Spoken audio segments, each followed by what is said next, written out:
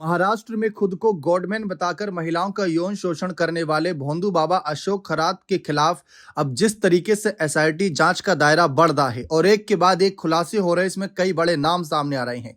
ये केस काफी ज्यादा पेचीदा हो गया है, लेकिन सबकी नजरें इस बात पर बनी है कि अशोक खरात के खिलाफ इतने बड़े खुलासे, इतने सबूत मिलने के बाद आखिर इनको सजा क्या होगी, कोर्ट इनके खिलाफ क्या फैसला सुनाएगा। तो फिलहाल तो अभी कुछ कहा नहीं जा सकता, क्योंकि एसआईटी लगातार जांच कर रही है, सबूत और जुटाने में लगी है। माना यह जा रहा है कि महिलाएं अभी भी डर की वजह से, कई ऐसी महिलाएं हैं जो शिकायत दर्ज नहीं करा रही, ना ही लिखित रूप से, ना ही मौखिक रूप से, और कैमरे के सामने तो बिल्कुल ही आने से कतरा रही है, जो कि ठीक भी है, प्राइवेसी भी उनकी बनती है।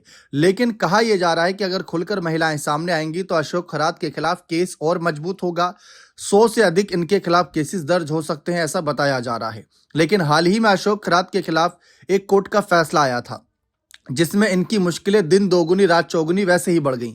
दरअसल नासिक कोर्ट ने पुलिस रिमांड पूरी होने के बाद अशोक खरात को 14 दिन के लिए न्यायिक हिरासत यानी जेल भेज दिया। तो वहीं दूसरी तरफ जांच एजेंसियों ने भोंदू बाबा के बेटे को रडार पर लिया, हालांकि उसकी पत्नी फरार बताई गई।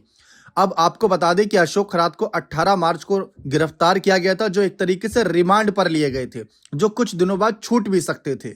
लेकिन पुलिस का यही कहना था कि अगर ये छूट गए तो ये जांच को प्रभावित कर सकते हैं, सबूत मिटा सकते हैं। एसआईटी ने पुलिस हिरासत खत्म होने के बाद हाल ही में नासिक कोर्ट में खरात को पेश किया। महाराष्ट्र पुलिस की स्पेशल इन्वेस्टिगेशन टीम ने न्यायिक हिरासत की मांग की।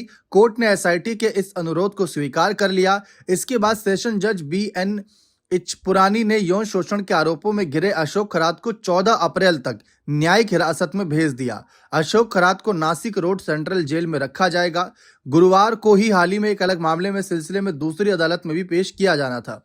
मीडिया रिपोर्ट्स के अनुसार भोंदू बाबा अशोक खरात के खिलाफ अभी तक देखा जाए तो 10 से अधिक FIR दर्ज हो चुकी है, जिनमें से करीब करीब यहां पर यौन उत्पीड़न से जुड़ी बताई जा रही है, कुछ धोखाधड़ी से भी जुड़ी बताई जा रही है, फोन पर शिकायतें मिल रही हैं अलग।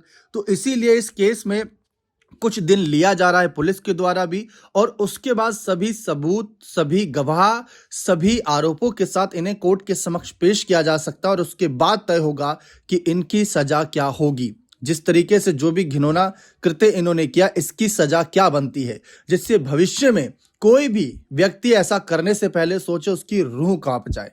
फिलहाल तो देश के रोंगटे खड़े हैं कि भाई ये क्या करता था, महिलाओं को किस झांसे में लेता था, उनका इलाज के नाम पर उनको मानसिक रूप से जिस तरीके से इस्तेमाल किया गया, वो एक अलग विषय बनता है। लेकिन फिलहाल कोर्ट के फैसले का भी इस पूरे मामले पर इंतजार रहेगा, ताकि देश के सामने ये मामला मिसाल बन सके कि अगर कोई ऐसा करे तो उसको क्या सजा मिले। आपको क्या लगता है कि ऐसी सजा क्या होनी चाहिए? अपनी राय कमेंट सेक्शन में अवश्य रखिएगा।